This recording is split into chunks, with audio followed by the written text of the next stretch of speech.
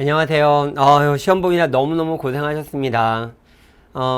요번엔 전체적으로 시험이 조금 더 예전과 다르게 조금 부담돼서, 많은 준비하시는 분들이 좀 어려움을 느끼지 않았을까 이런 생각은 해봐요.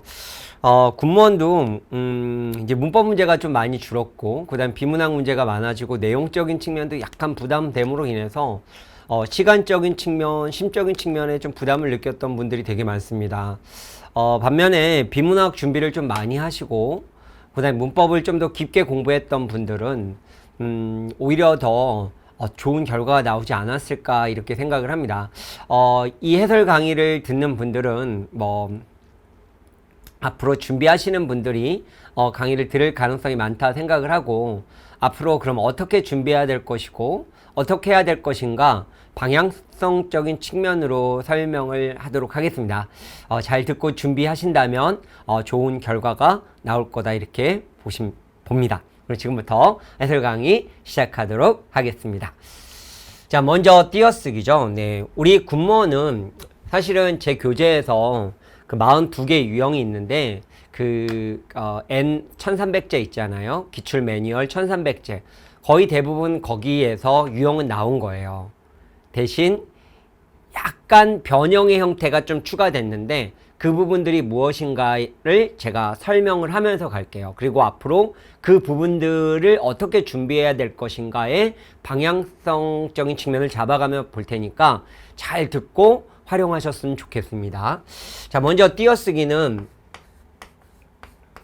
두 문제가 나왔죠.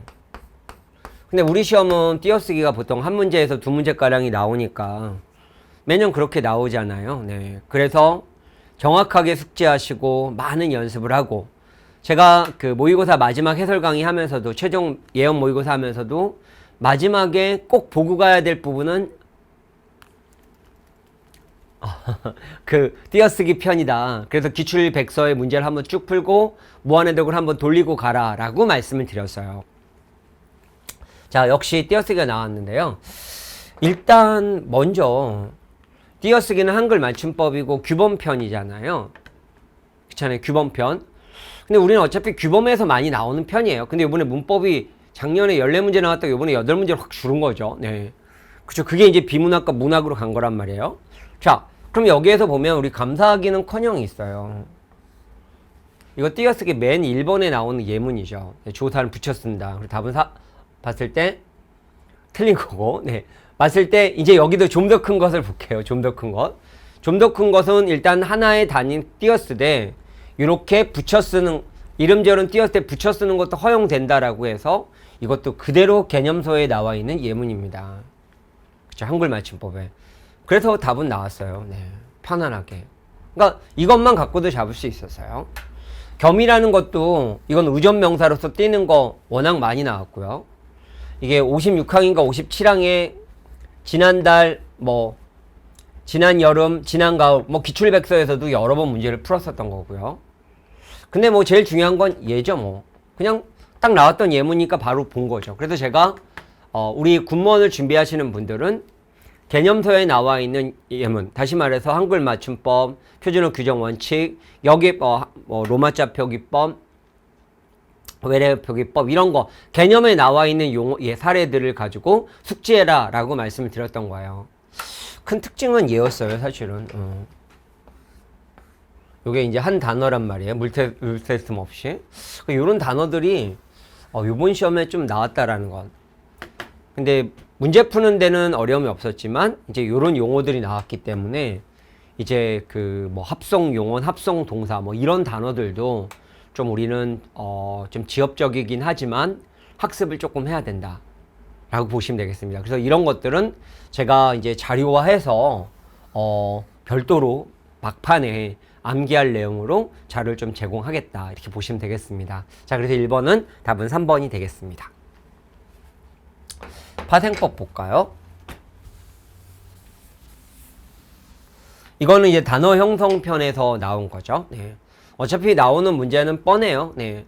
형태소 파트에서 문제가 나오는 것은 형태소나 품사나, 품사에서 주로 많이 나오는 건 용언이고, 그 다음에 우리 파생법 단어 형성에서 나오는 것은 단위로 파생어, 합성어 구분하는 방법. 그리고 우리가 봤을 때 거기에 나와 있는 명사의 하다 접사고요. 스럽다 접사고 답다 접사고. 이 개념이 명확하다면, 그러니까 우리가 무한해독을 돌리면서 이 예문들을 많이 접했잖아요. 그랬다면 여기 답은 편안하게 2번으로 봤을 거예요. 살피다, 보다 라고 하면서 용언의 어간, 용언의 어간, 그래서 어근어근 합성어.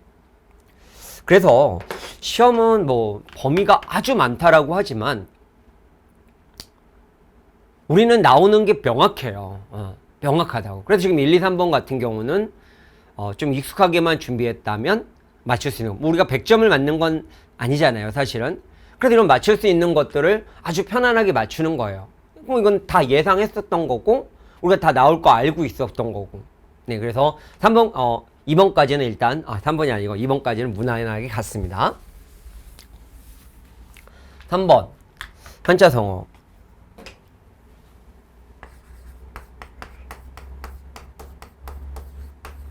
한자성어도 매번 나오는 거라고 말씀드렸죠. 근데 요번에 몇 번? 2번이나 나왔어요. 몇 개? 2개나 나왔단 말이에요. 문제가, 2문제가 나왔어요. 우리가 일행직과, 그러니까 국가직, 지방직과 조금 다르게 한자성어는, 국가직과 지방직은 좀 무난한 한자성어가 나오지만, 우리 군무원 시험은 무난한 한자성어보다는 약간 부담되는 것도 나온다. 그렇기 때문에 한자성어를 조금 더 폭넓게 암기하고 있어야 되고, 적어도 개념서에 나와 있는 한자성어만큼은 명확하게 숙지해야 된다라고 말씀을 드렸습니다. 근데 약간 조금 더 문제가 됐던 게, 뭐, 경강부회라는 게 억지라는 말로 억지하지 말고 타당한 논거로 반박하세요. 뭐, 이건 뭐 우리가 편안하게 봤어요. 호시호, 이게 이제 조금 부담되는 한자성어였단 말이에요. 그래서 호랑이의 눈과 그 다음에 소의 어떤 그 걸음. 그러니까 뭐, 날카롭고, 뭐 신중하다 뭐 이런 의미잖아요. 그래서 훌륭한 리더가 되었다. 이걸 만약에 긴가민가 했다고 치자고요. 도청 도설. 그럼 길거리에서 들리는 어떤 소리들이에요. 네. 그러니까 소문이라고 봐야 되겠죠. 현혹되어 주체 없이 행동하지 마세요. 자, 이거야 뭐 어려움 없었어요. 그럼 이 2개 갖고 고민됐겠죠. 이번에 우리 팀이 크게 이긴 것은 전화위복. 전화위복은 화가 복이 되는 거죠. 네.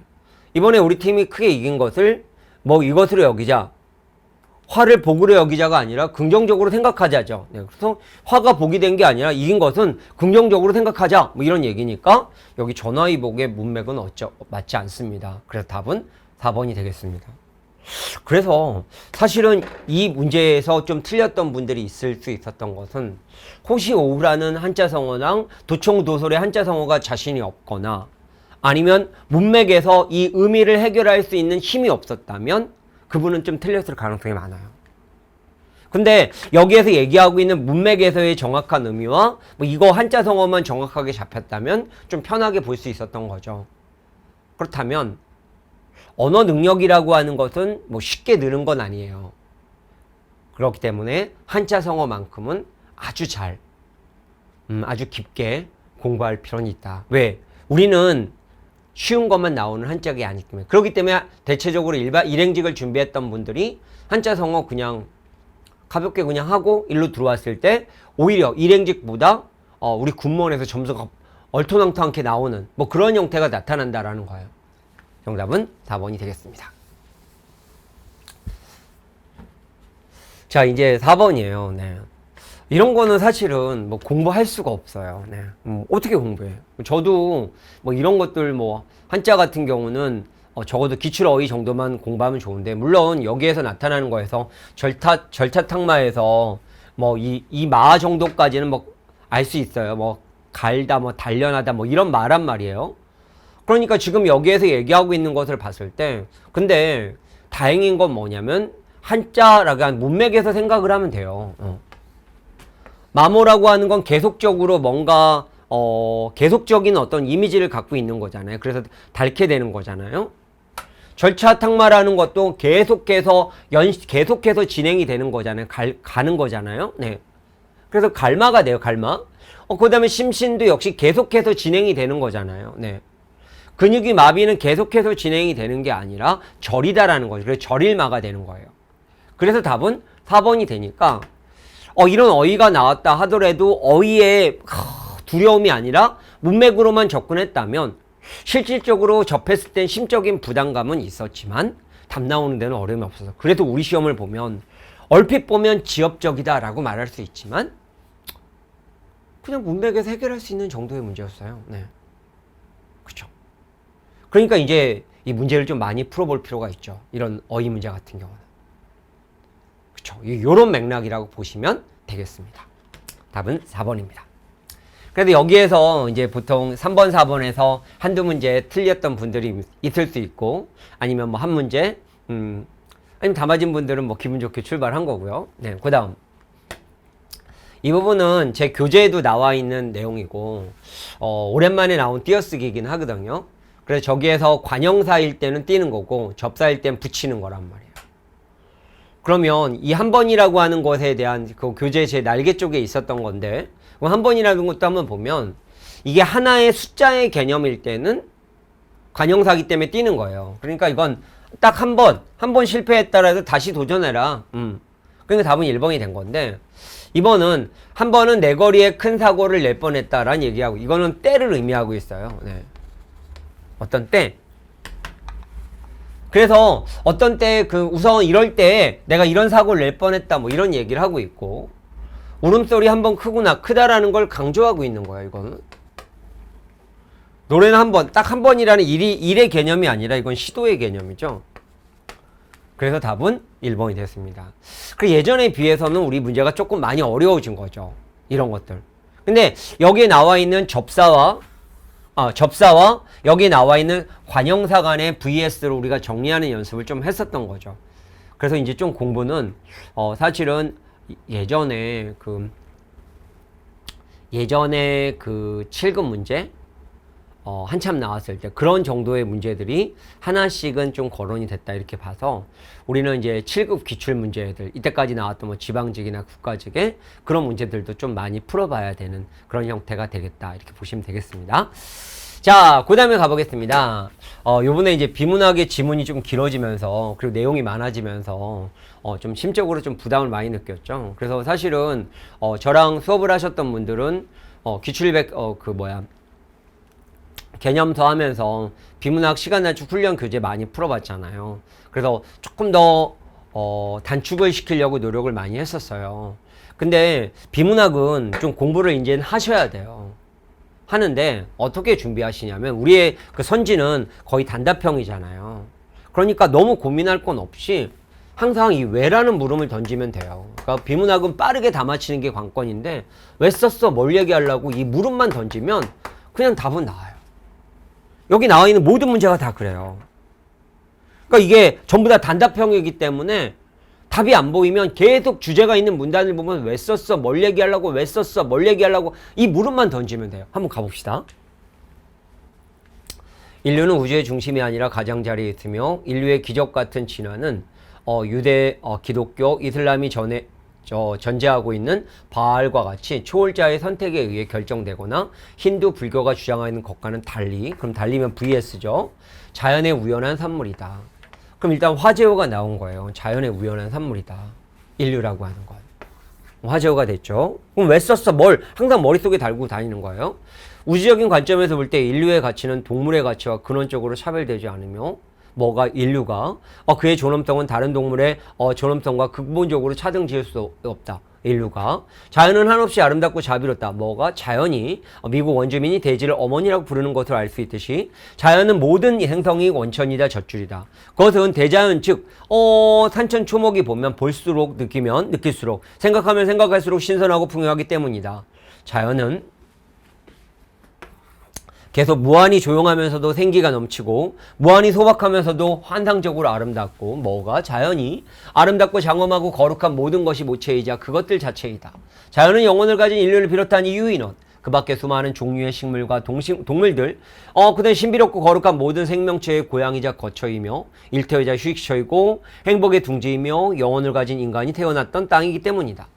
자연은 계속 화제하는 자연이에요. 모든 존재의 허전인 동시에 그 원리이며 그러한 궁극적 의미이기도 하다.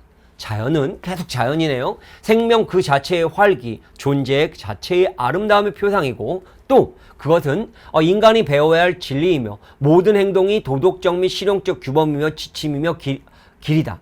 자연은 정리하네요. 정복과 활용이 아니라 감사와 보존의 대상이다. 그럼 이 사람이 주장하는 건 어디 나왔어요? 이거예요.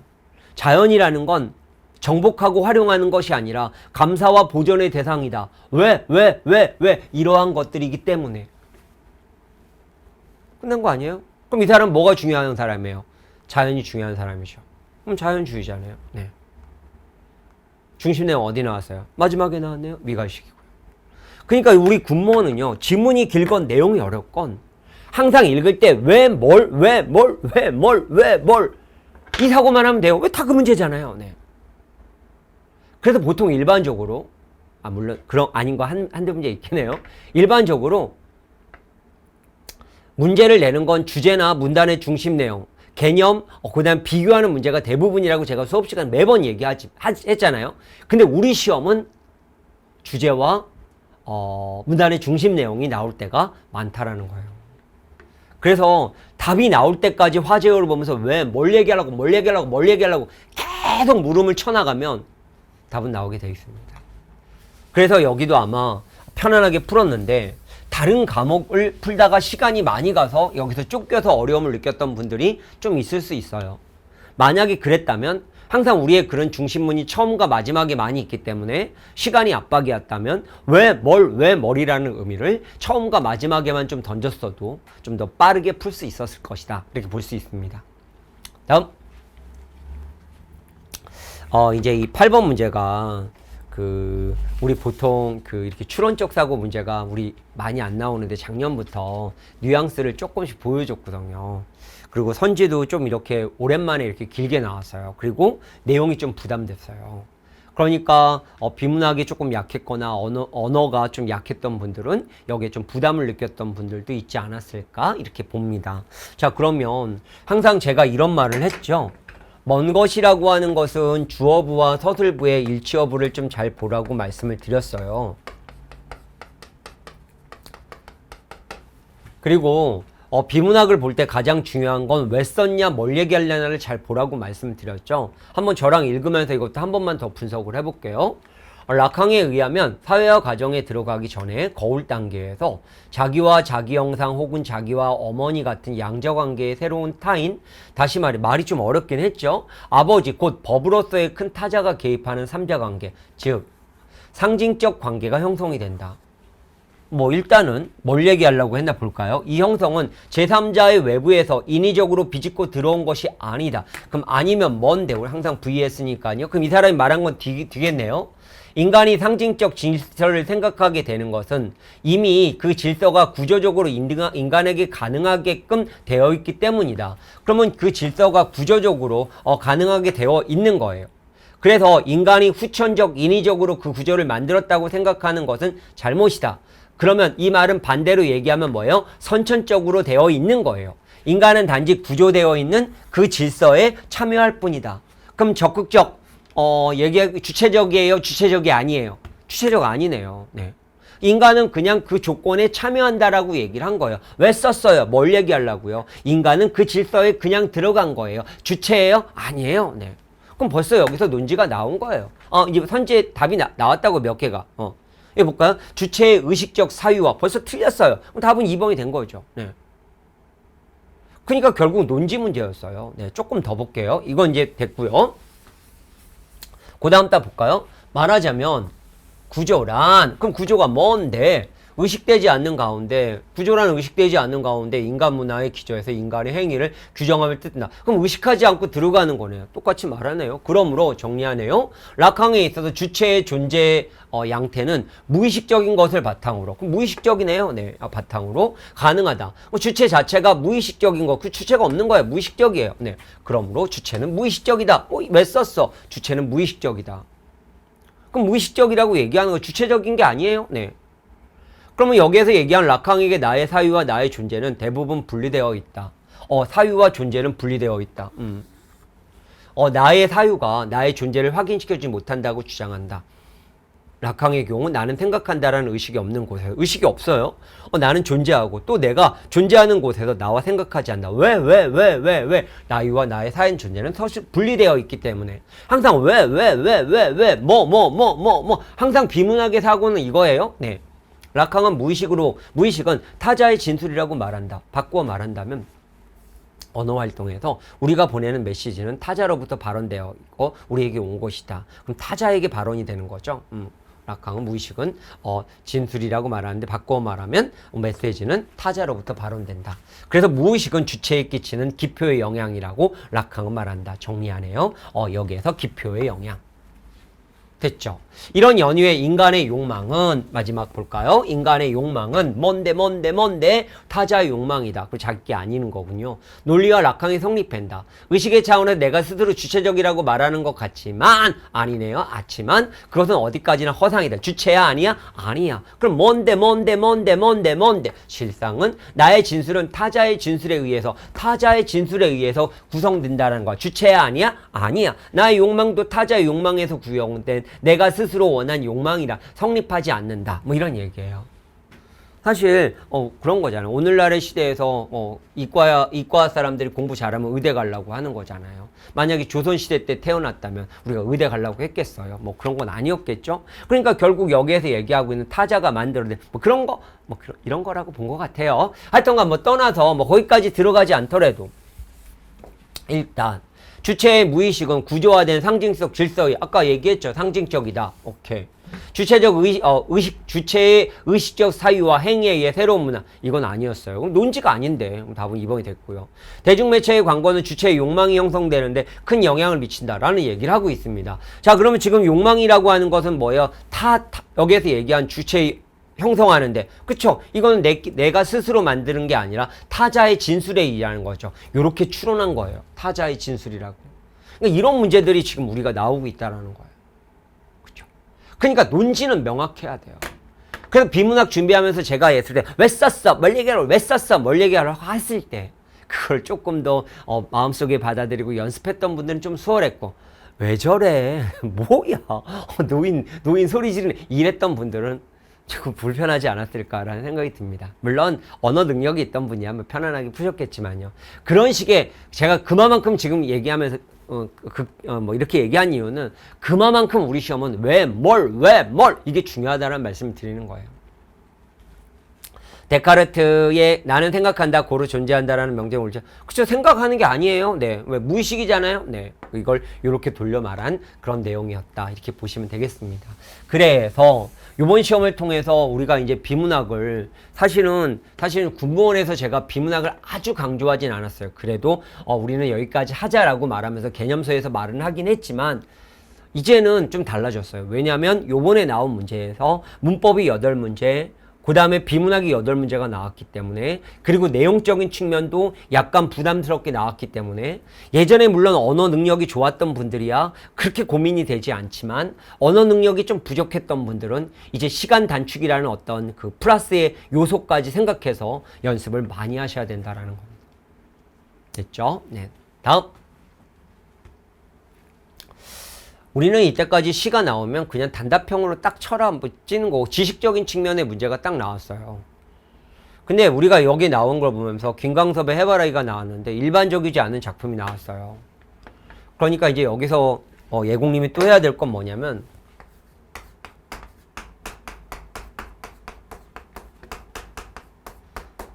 그 낯선 작품에 대한 어떤 해석 능력을 만들어야 돼요.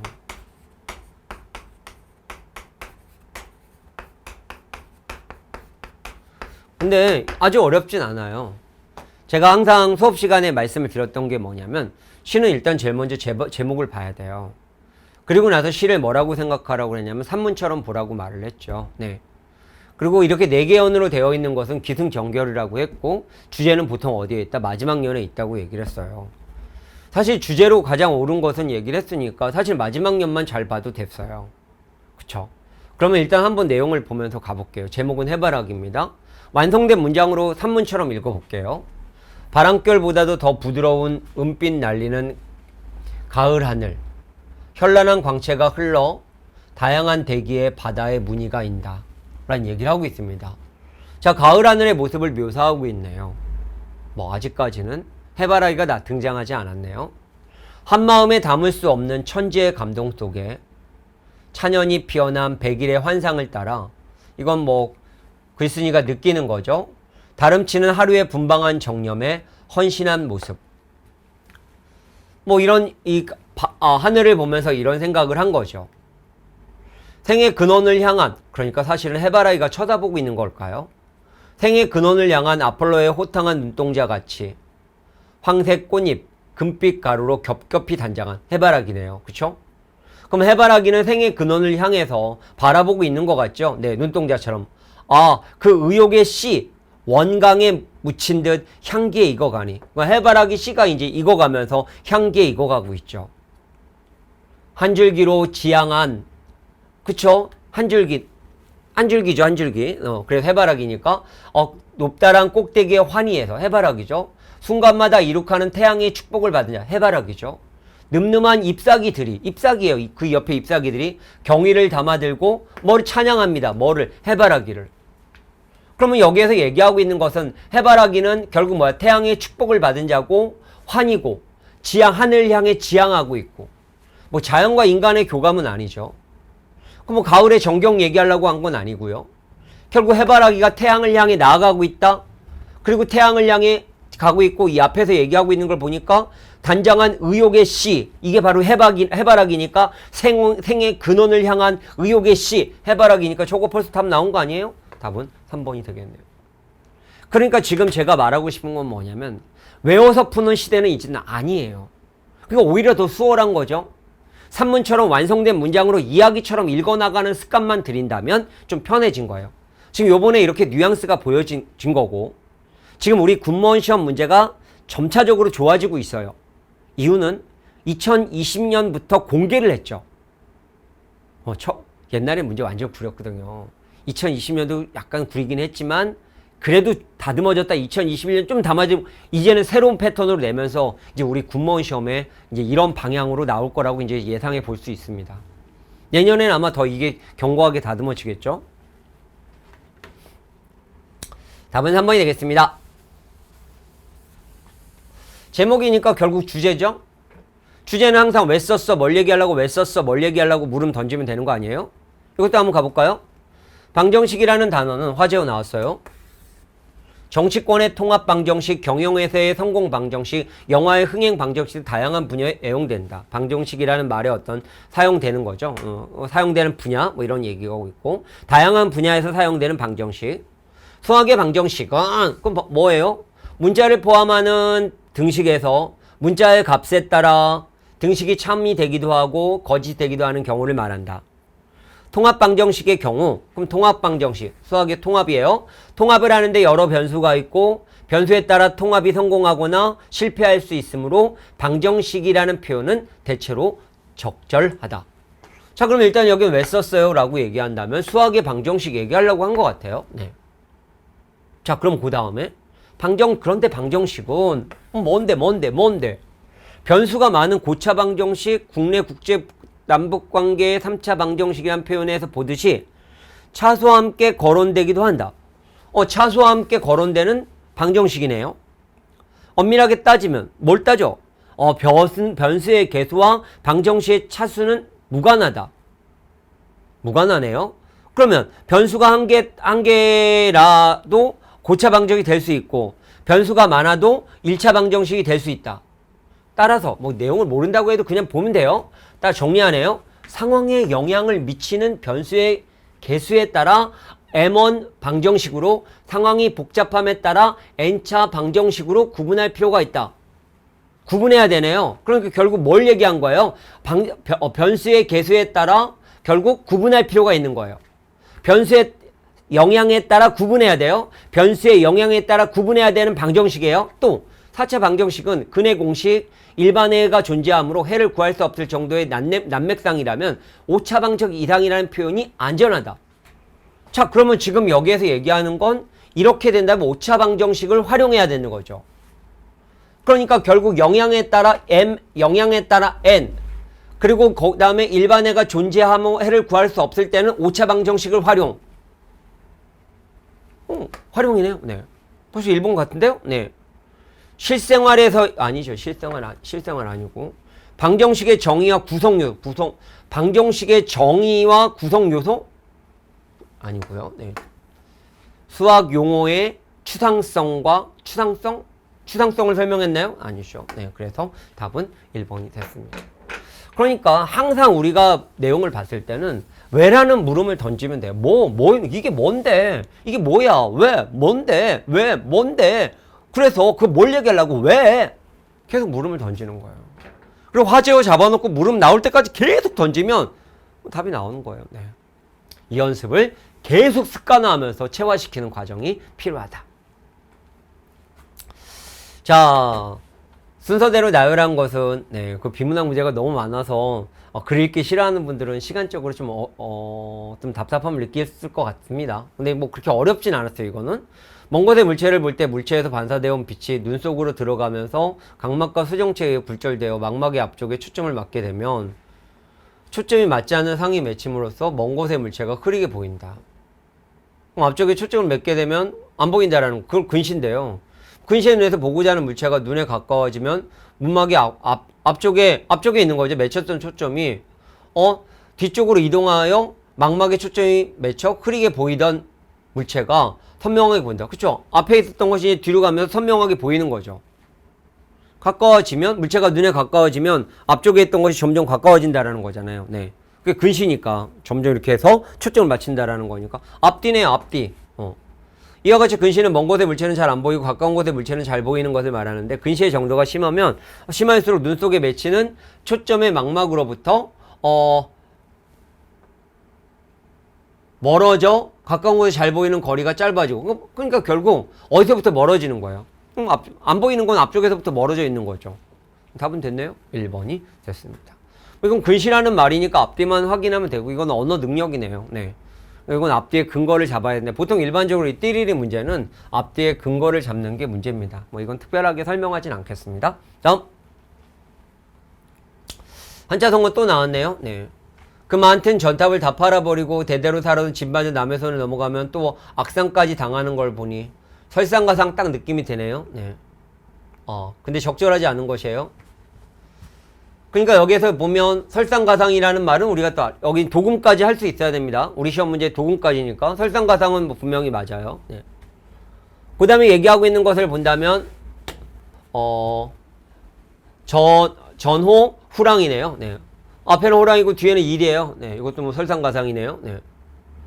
그 다음에 화불 단행이니까 화가 계속 나타나는 거예요. 설상가상이네요. 답은 4번이 되네요. 고장낭면입니다. 네. 그래서 이 정답은 4번이 되는 그런 형태가 됐다. 이렇게 보시면 되겠습니다. 그래서 한자 성어는 공부할 때 이렇게 도금까지도 같이 공부해야 됩니다. 그래서 우리가 한자를 조금 생각한다면 한자 성어 공부할 때는 일단 단어 뜻을 먼저 외우고요. 폭넓게. 우리 시험은 폭넓게입니다.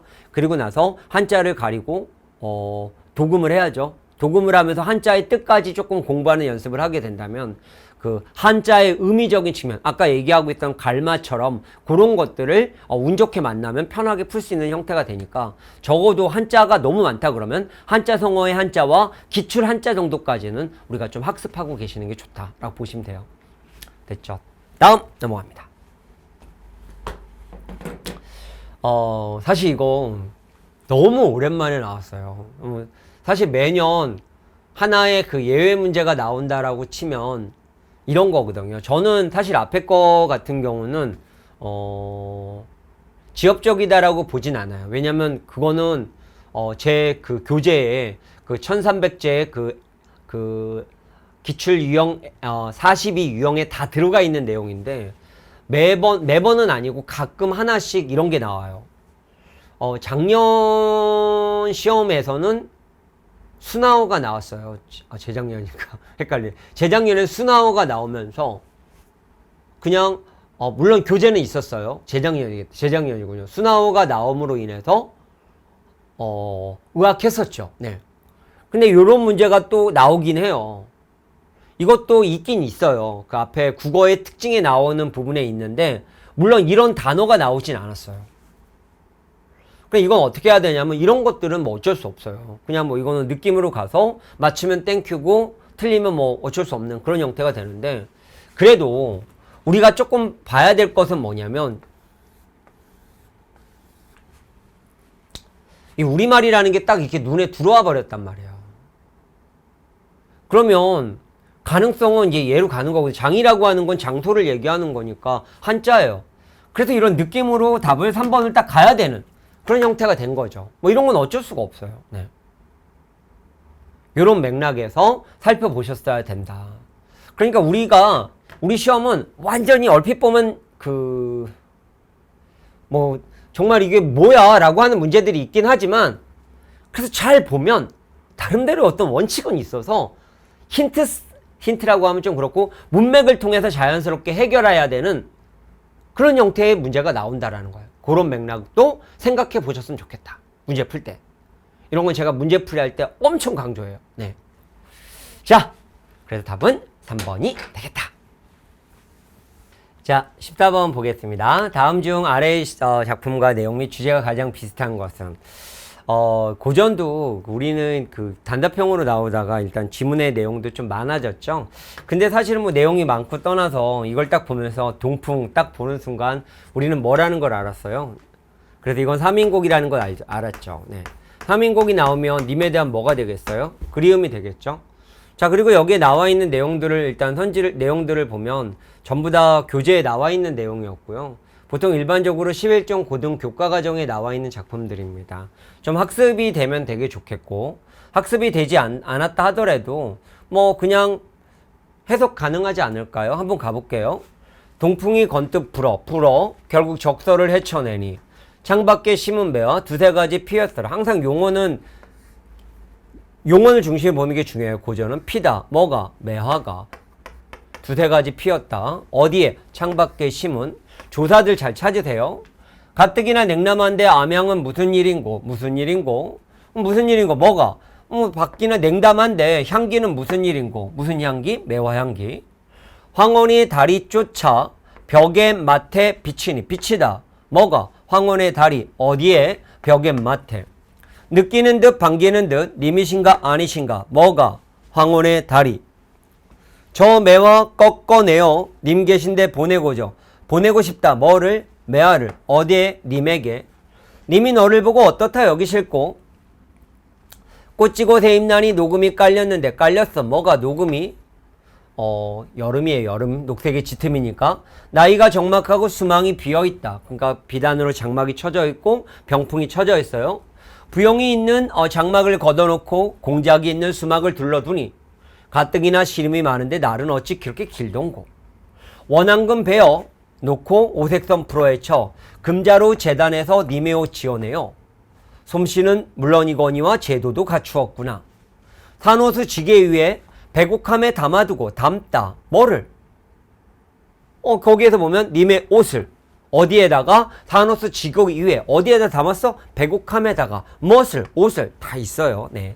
님에게 보내오려 뭐를? 옷을. 님 계신데 바라보니 산인가 구름인가 멀기도 멀구나. 장애물이겠군요. 천리 말리길에 누가 찾아갈꼬? 이것은 열어들고 날일까 반길까? 누가? 님이. 님에 대한 뭐예요? 그리움이죠.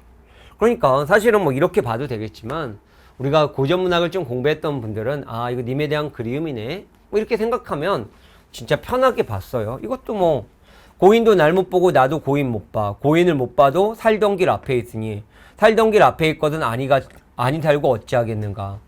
결국 고인이 살았던 게 뭐 학문수양이죠. 네, 학문수양의 삶을 나도 살겠다 뭐 이런 얘기예요. 고인의 삶을 따르겠다. 뭐 그리움 아니죠? 삼동에 배원 있고 암영에 눈비 맞아 구름빛 변 니도 쬐은 적이 없구만은 서산에 해가 지다하니 눈물겨워한다. 이건 이제 임금이 죽은 걸 보고 임금이 죽은 걸 보고 슬퍼하고 있는 그런 작품입니다. 이건 학습이 되어 있다면 조금 더 편했을 거고요. 자, 이것만 봐도 될까요? 맷버들 가지 꺾어 보낸다. 누구에게? 님에게. 아까 뭘 보냈어요? 매화를 꺾어 보내고 싶다고 그랬잖아요. 똑같네요. 손에 자신은 창밖에 심어두고 보소서. 뭐를? 맷버들을. 똑같잖아요. 밤비에 새어인 나거든 날인가로 여기서도 뭐를? 맷버들을. 누구로? 나로. 님에 대한 뭐? 그리움. 그럼 답은 3번이 되겠습니다. 반중의 좋은감. 여기서 얘기하는 것은 부모죠. 고아도 보이는데 유자가 아니라도 품음직도 하지만은 품어 가서 반길 부모가 없음을 그걸 서러워한다. 감이 있어요. 감이 있으면 이걸 가서 엄마한테 주고 싶은데 부모가 없어요. 그걸 서러워한다. 뭐 효에 대한 내용으로 나타나는 작품이죠. 정답은 3번인데 이것도 마찬가지예요. 작품이 많이 있지만 그냥 이거 읽지 않고도 답이 팍 나오는 그 정도는 됐었다면 편하게 풀지 않았을까요? 근데 이거는 일반적인 작품들이에요. 네. 그래서 11종 교과 과정에 나와 있는 작품들을 다 정리할 필요는 있다. 이렇게 보시면 되겠습니다. 이제는 우리 시간 단축도 해야 되기 때문에 좀 학습을 조금 더 깊게 하실 필요는 있어요. 물론 이거 다 개념서에서 다 자세히 다루고 암기도 시키고 뭐 이랬지만 자, 표준어 규정 원칙에 나와 있는 거 있잖아요. 바로 그냥 답은 2번입니다. 이건 고민할 것 없었죠. 다 개념적인 예문에 나와 있는 단어들이었고요. 그래서 항상 거 보면 표준어 한글 맞춤법, 표준어 규정 원칙, 그다음에 로마자 표기법, 그다음에 외래어 표기법 이런 것들은 이런 규정의 예문에서 뭐 표준 발음법 이런 것들 나오니까 보시면 되겠고요. 자, 이게 우리가 그 2019년도에 군무원에서 이렇게 나온 적이 있었고, 이게 2019년도에 국가직에서 이런 식으로 나왔어요. 그러니까 이 보기의 조건은 국가직 2019년도, 사례는 2019년 군무원의 사례. 그러니까 이 정도는 이제 나오고 있어요. 그러니까 물음을 여러 개를 물어보는 거거든요. 사실 이거 수능에서 많이 사용이 됐었던 문제 형태고, 이거를 국가직에서 갖다 썼는데 요번에 우리도 갖다 썼어요. 군무원에서도. 그러니까 이 문제를 완벽하게 그 사례가 몸에 체화되어 있는 것 플러스 보기의 조건까지 활용할 수 있는 힘, 이걸 만들어야 됩니다. 자, 볼게요. 주체 경어법은 서너머러 및 시를 넣음으로써 문제가 뭐냐면 글의 내용을 다 포괄해야 돼요. 이 조건을 준 거예요. 만약 여러 개의 용언이 함께 나타나는 경우라면 여러 개의 용언, 일률적인 규칙을 세우기는 어렵지만 대체로 문장의 마지막 용언에 서너멀 어미를 쓴다. 그러니까 마지막 용언에 서너멀 어미를 쓰는 거예요. 그럼 일단 됐고, 또 있어요. 또 뭔데요? 여러 개의 용언 가운데 어휘적으로 높임의 용언이 따로 있고, 그러면 용언 가운데 어휘적인 높임의 용언이 있다라는 거예요. 자, 보겠습니다. 할머니 어디가 편찮으세요? 라고 얘기한다면 서너말음이 있어요. 편찮다라는 거 높이는 거 맞아요. 그런데 지금 여러 개의 용언이 없어요. 그러니까 1번은 아니에요. 자, 그럼 여기에 서너말음이 뒤에다 쓴다고 그랬잖아요. 이건 앞에다 썼어요. 그리고 어휘를 통해서 높이는 말 없어요. 그쵸? 그럼 웃으셨다. 네, 서너말음이 높였고요. 어휘를 통해 높이는 말 없어요. 서너멀 어미를 사용했죠. 네, 그래서 주체를 높였어요. 주무시고의 기본형은 뭐죠? 주무시다죠. 어가는 주무십니다. 주무다 아닙니다. 이건 서너멀 어미가 아니죠. 이게 바로 뭐죠? 특수 어휘죠. 그러니까 다시 말해서 나타나는 것을 보면 어휘적인 것을 높이는 용언을 사용했어요. 그래서 정답은 4번입니다. 그런데 이 예문이 2019년도에 군무원 문제의 예문으로 나왔었던 거예요. 저때 아버지였던 거 그래요. 네. 자, 근데 요 문제가 요렇게 긴가민가하게 문제를 만들었단 말이죠. 그래서 요렇게 애매하면 조건으로 가야 돼요. 여러 개의 용언 가운데 어휘적으로 높임의 용언이 따로 있는 경우에는 반드시 그 용언을 사용한다. 여러 개의 용언 가운데 어휘적으로 높임의 용언이 있을 때. 그쵸? 그러니까 이 두 가지 조건이 동시에 된 것은 답은 4번뿐이 없다. 이렇게 보시면 되겠습니다. 문제가 뭐 이렇게도 꼬고 이렇게도 꼬고 해서 이번 문제는 얼핏 보면 쉬웠지만 좀 깊게 들어가 보면 많은 의미를 갖고 있어서 막 섞었다라는 느낌이 들어요. 내년엔 좀 정교하게 다듬어질 것 같긴 해요. 하지만 우리가 나오는 형태의 공부가 예전처럼 어떤 부분적인 공부만 하면은 되지 않는다라는 걸 조금 인식했으면 좋겠습니다. 자, 아래 글에 나타나지 않은 설명 방식이에요. 네. 설명 방식 문제는 워낙 많이 나오는 문제였어요. 네. 그래서 설명 방식을 봤을 때 이거는 그냥 확인할게요. 네. 여기 보면 나타나는 걸 보면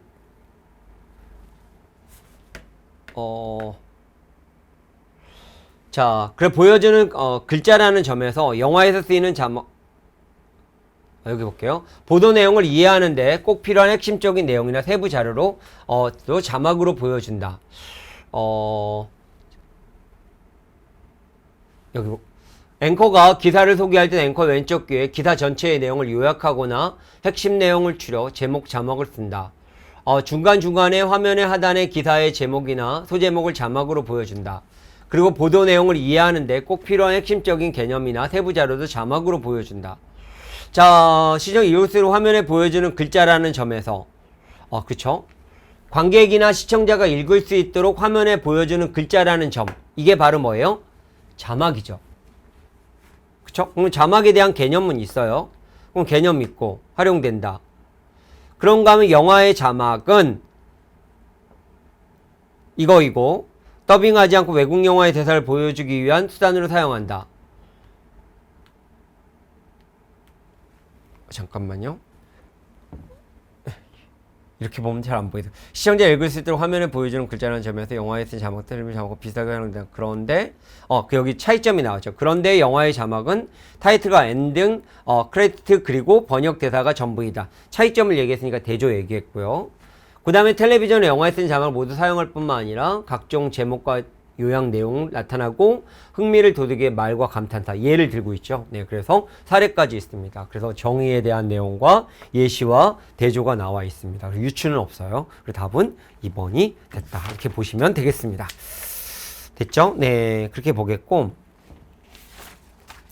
그래서 여기에서 이제 아까 정의를 찾기가 좀 어려웠어요. 근데 정의를 보니까 저도 아까 지금 정의를 찾다가 본 거였거든요. 그래서 여기 보면 관객이나 시청자가 읽을 수 있도록 화면에 보여주는 글자라는 점, 화면에서 보여준다라는 글자라는 점이 뭐예요? 자막이죠.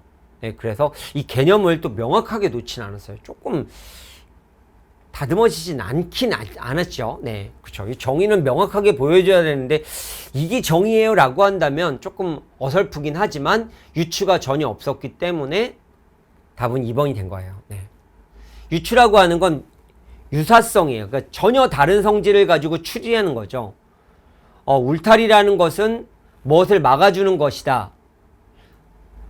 법이라고 하는 것은 뭘 막아주는 것이다. 그래서 울타리와 법을 추리하는 건 유추인데 이게 비슷한 걸 가지고 비교하거나 차이점을 얘기하는 건 비교나 대조예요.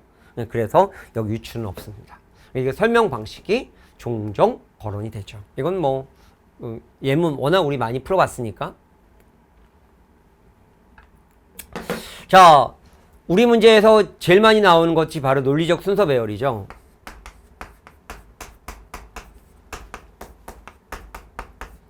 우리 시험은 거의 나와요, 이게. 그럼 제일 먼저 봐야 될 게 뭐예요? 선지죠.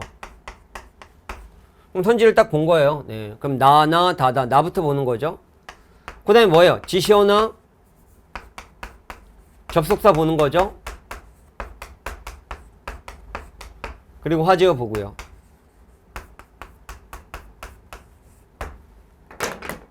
자, 그렇다면 여기에 딱 봤을 때 이제 내용을 볼게요.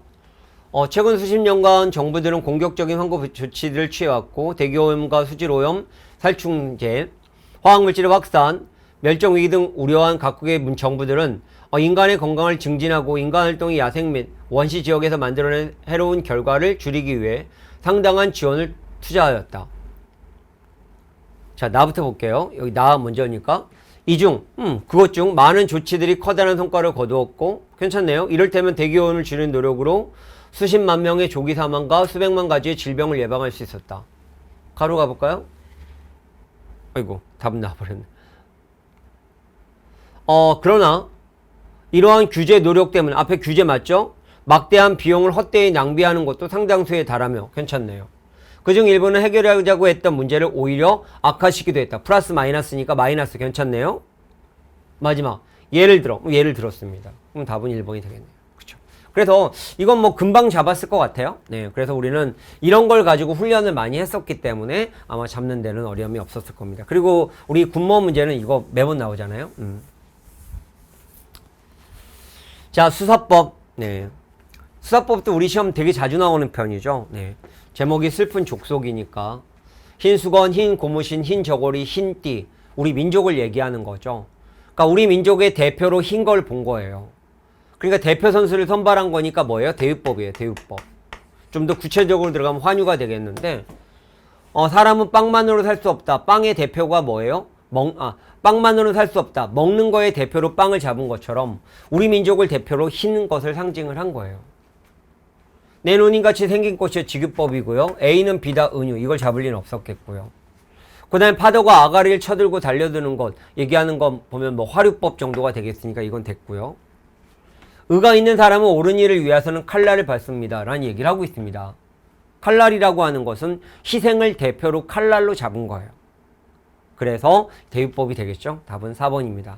수사법은 뭐 우리 잘 나오는 거니까 뭐 이런 기본적인 이론, 문학 이론의 학습들은 해야죠. 이거 아니면 내재적 관점, 외재적 관점 잘 나오죠.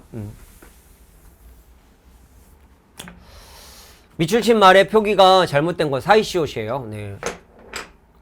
이것도 교재엔 있었어요. 네.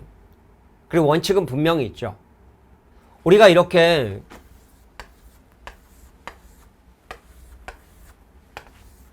합성어 되는 과정 속에서 앞에가 울림소리고 뒤에 예사소리일 때 뒤에 소리가 된 소리가 나면 사이시옷을 넣는다가 원칙이에요.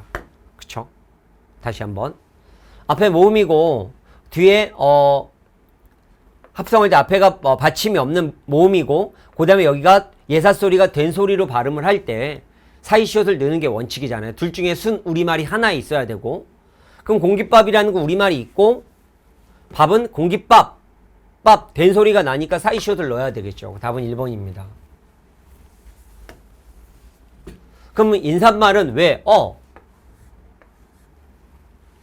그러면 여기도 마찬가지로 있고 니은 미음일 때 여기에서 만약에 니은 소리가 나면 사이시옷을 넣는 거죠.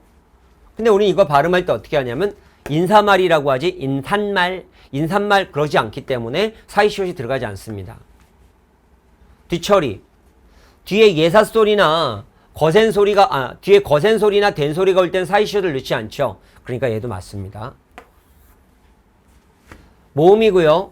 그 다음에 예사소리가 올 때 된 소리로 난다면 우리말일 때 사이시옷을 넣죠. 그럼 발음할 때 편지글이죠. 편지글. 그러니까 여기서 된 소리로 발음되지 않기 때문에 사이시옷을 넣지 않습니다. 답은 1번이 되겠죠. 그러니까 여기에 나와 있는 것도 우리 한글 맞춤법 사이시옷 표기에 관련된 문제입니다. 자, 아래 글에 대한 이해로 적절하지 않은 것은 이건 수필이네요. 수필은 거의 주제를 전개하는 방식을 가지고 물어보는 건데 작품은 다 읽지 않겠습니다. 자, 직유와 은유를 활용하여 그럼 직유 은유를 찾아본다면 여기에 보면 나의 집이 산 있고 해마다 폭우가 한바탕이고 냇물이 갑자기 수레와 말 대포와 북의 소리를 듣게 돼요. 자, 이런 식으로 얘기하면서 물소리를 이렇게 표현했으니까 비유하고 있는 은유적인 요소가 되겠고요. 그 다음에 이런 듯한 같은 직유적인 요소가 있으니까 이거는 잘 잡았어요. 수필은 항상 주제랑 주제를 전개하는 방식. 자, 세심한 관찰을 통해 사물의 본질을 이해할 수 있음. 문장을 보세요. 관찰을 통해서 사물의 본질을 이해했는가? 관찰을 통해서 사물의 본질을 이해한 게 아니라 지금 내면에서 깨달은 거죠. 하늘을 보고 걸어가면서 마음 씀씀에 대한 얘기를 한 거잖아요. 그러니까 이게 틀렸네요. 주제에 관련된 문제군요. 일상에서 일야 구도하기 밤에 강을 건너가면서 깨닫게 되는 거죠. 다른 이의 생각을 반박하기 위하여 서술하였다. 이것도 좀 말의 표현이 좀 그래요. 근데 그게 어디에 있냐면 처음에 한번 볼게요. 어떤 사람은 이것이 전쟁터였기 때문에 물소리가 그렇다고 말하나 그래서가 아니라 물소리는 듣기 여하에 달린 것이다. 자신의 주장이 틀린 말은 아닌데 좀 선지가 그래요. 하지만 답은 2번이 명확했습니다. 다이어가 나왔네요. 이제 다이어의 의미에 대한 내용이니까 어차피 우리가 다이어 의미론에서는 문제가 제일 많이 나오는 게 의미 관계, 그 다음에 다이어의 의미, 그 다음에 얘기하고 있는 것은 의미의 중의성, 그 다음에 잉여적 표현, 그 다음에 의미의 변화. 이게 이제 일반적으로 우리 문제 나오는 거잖아요. 문맥 앞뒤를 보자고요. 어쩐지 그의 행동을 실수로 볼 수가 없었다. 실수로? 앞뒤의 문맥을 보세요. 실수로 뭐 하는 거예요? 내가 생각하는 거죠. 판단하는 거죠. 평가하는 거죠. 뭐 그런 맥락이네요. 손해를 보면서 손해를 판단하는 걸까요? 손해를 당한 거죠. 손해를 당하면서 그러니까 이건 다르네요. 둘 중에 하나겠네요. 그런 상대를 만만하게 본다, 평가하는 거죠. 판단하는 거죠. 네. 답은 2번이네요. 네. 다이어는 이 문맥 관계로 보는 거니까 뭐 별다르게 공부할 필요까지는 없어요. 네. 날씨가 좋을 것으로 판단하는 거죠. 네. 답은 2번. 자, 이 부분은 제가 여기다 놨어요. 개념서에서 이걸 좀 공부한 내용인데, 보통 일반적으로 국가직 같은 경우에는 문제를 내면 이렇게 조건을 조금 주고 내거든요. 이런 식으로. 이거에 해당하는 걸 찾아라 그러는데, 우리 실험은 그냥 뭐 다이렉트를 딱 줘버렸어요. 그래서 좀 분리해서 조금 암기를 하긴 했었어야 되는데, 볼게요. 상대에게, 이건 상대입니다. 상대에게 부담이 되는 표현은 최소화하고, 이익이 되는 표현은 최대한한다. 그럼 상대에게 부담이 주면 안 돼요. 다음 주에 우리 회의가 있으니까 금요일까지 자료 정리해서 나한테 보내줘. 그렇게 빨리? 이건 상대에게 부담을 줬죠. 요령의 경륜을 어긴 겁니다. 저를 좀 도와줄 수 있어요? 도와줄 수 있어요? 도와주세요. 상대방의 부담을 줄이고 있죠. 요령의 경륜 맞아요. 관용. 이건 자신입니다. 자신에게 이익이 되는 표현은 최소화하고 부담이 되는 것. 교수님 발표할 때 활용하라고 주신 자료가 너무 어려워서 이걸로는 못하겠어요. 쉬운 걸로 다시 찾아주세요. 이게 어렵다고만 하지 말고 다시 읽어보렴 얘기를 하고 있는 거예요. 그럼 지금 여기에서 얘기하고 있는 것은 자신에게 이익을 위해서 상대에게 부담을 주는 거죠. 네.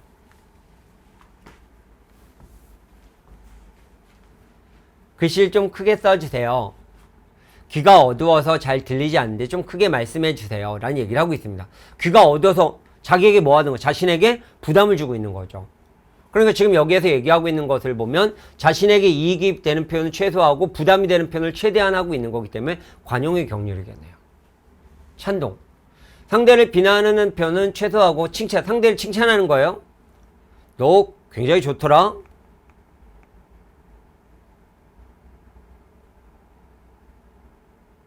칭찬하고 있지는 않습니다. 네. 자, 그 다음에 겸양. 자신을 칭찬하는 표현은 최소화하고 자신을 낮추고 자신을 낮추는 겁니다. 여러모로 부족한 점이 많은데 앞으로 잘 부족합니다. 자신을 낮추는 거죠. 겸양하고 있네요. 네. 동의. 자신의 의견과 상대방의 의견 사이의 차이점은 최소화하고 자신의 의견과 상대방 의견 사이의 일치점을 찾으면 돼요. 회식하자. 그동안 다들 힘들었지? 좋은 생각. 일치점이에요. 그런데 난 안 될 것 같아. 일단 한번 일치점을 찾아주고 다른 얘기를 해야죠. 동의입니다. 아이고. 여러 침대 중에 이것이 커서 좋은데 살까요? 그 침대가 크고 매우 우아해서 좋군요. 일단 동조하죠? 동의하죠. 그래서 동의의 경륜에 해당하는 것은 답은 4번입니다. 그래서 사실은 이 공손성의 원리 같은 경우는 보통 2015년도에 교과과정에 들어와요. 고등학교 교과과정에. 그래서 2017년도, 18년, 19년도에 일행직에서 문제가 좀 많이 나왔었던 거예요. 네, 우리 시험에서도 이제 한번 사용했으니까 이 비슷한 공손성의 원리나 협의의 원리나 아니 경률에 관련된 내용,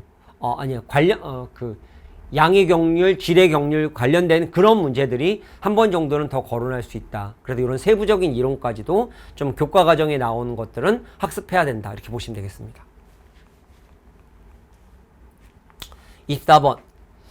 자, 미칠년 고유어에 해당하는 것은 이것도 힌트를 가지고 활용을 해야 돼. 이건 외우는 것들은 아니에요. 네. 구걸이라고 하는 건 구하다는 거죠. 구할 구네요. 네, 그쵸. 그럼 한자를 생각할 수 있잖아요. 중생이라고 하는 거 보면 생을 다시 태어나는 거니까 이것도 일단 아니잖아요. 그러니까 어려운데 답은 맞출 수 있다니까요. 자비. 이건 슬플 비 얘기하고 있고 자비라고 하는 것을 본다면 자애롭고 사랑이 많고 그런 거잖아요. 그러니까 자비가 되겠고 답은 1번이 되겠습니다. 그러니까 이 한자 같은 경우는요. 우리가 어떤 문맥의 의미를 가지고 알고 있으면 편하게 볼 수 있는데 그럼 이런 실력을 늘리려면 어떻게 해야 되느냐? 한자성어 외우세요. 네. 한자성어에서 우리 단어도 외우고 독음하면서 한자를 보세요. 그럼 그 한자 용어들이 웬만하면 다 나와요. 네. 그래서 우리가 보면 이거 어려운데 답이 맞히는 거예요. 네. 그렇게 학습하면 되는 거니까 너무 지엽적이다 뭐 이런 생각하지 마세요. 매번 나왔던 것들이에요. 네. 근데 유난히 조금 여기에서 어휘적인 측면이 많이 나왔을 뿐이죠. 자, 로마자 표기법. 네. 복연필이 되는 건데 사람 이름이네요. 그러면 대문자 들어온 거 괜찮고요. 띄는 거 맞고요. 사람의 이름에서는 저거 하지 않죠? 네, 그 의문의 변동하지 않죠? 그럼 얘를 빼야 될 거 아니에요? 그리고 얘가 y가 들어가야죠? 그럼 h도 빼야 되겠고요. 필 이렇게 되겠고. 청와대라고 하는 건 얘는 2호잖아, 2호. 그럼 2호가 돼야 돼요. 청와대. 이거 괜찮고요. 그 다음에 한라산 하면 얘는 뭐예요? 의문의 변동이 되면서 이렇게 돼야 하니까 LL이 나와야죠? 네, 들렸고요. 북한산이라고 하는 건 북. 그런데 이렇게 고유명사일 때는 H 그냥 써주는 거죠. 발음이 북하가 되더라도. 네, 그래서 북한산 이렇게 돼서 정답은 4번이 됐습니다. 로마자 표기법은 뭐 맨날 나오죠. 로마자 표기법, 외래어 표기법 둘 중에 하나가 나오거나 두 개가 나올 가능성이 있다고 말을 했잖아요. 네.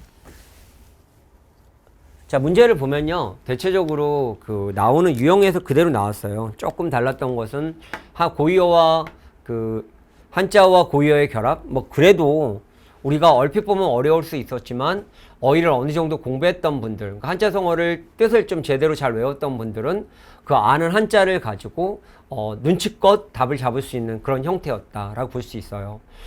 정리를 잠깐 하면 가장 달라졌던 것들을 먼저 말씀을 드릴게요. 이제 앞으로 준비해야 될 거니까. 가장 달라진 것은요. 뭐가 달라졌냐면 예전에는 문법이 14문제가 나왔다가 여기서 8문제로 줄었어요. 이 당시에 문법이 보면 문법편과 규범편에서 문법이 보통 3문제에서 4문제 나오고 그 다음에 거의 규범편 문제가 한 10문제가량이 나왔었거든요. 근데 지금 정도는 한 4개 정도가 나왔어요. 네.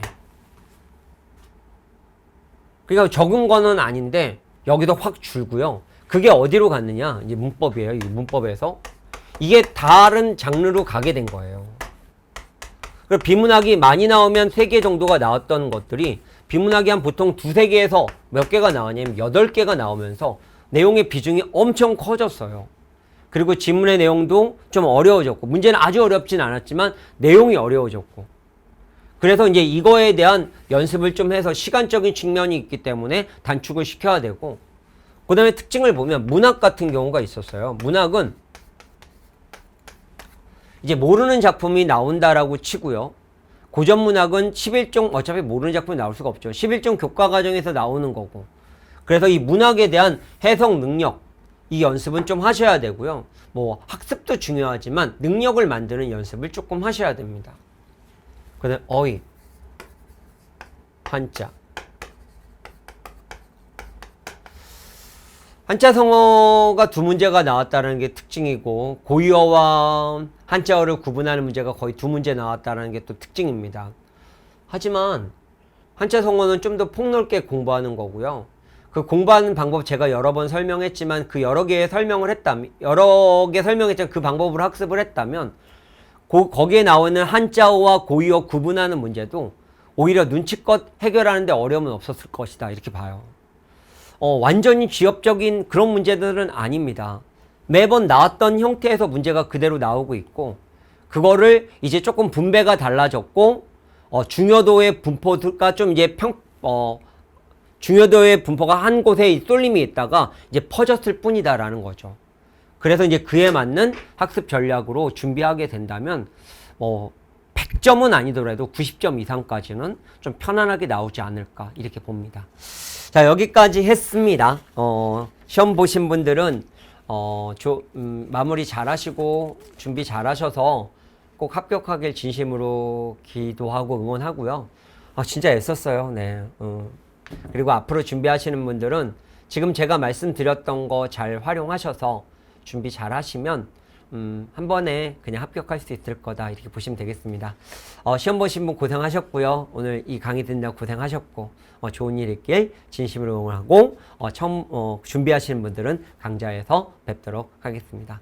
감사합니다.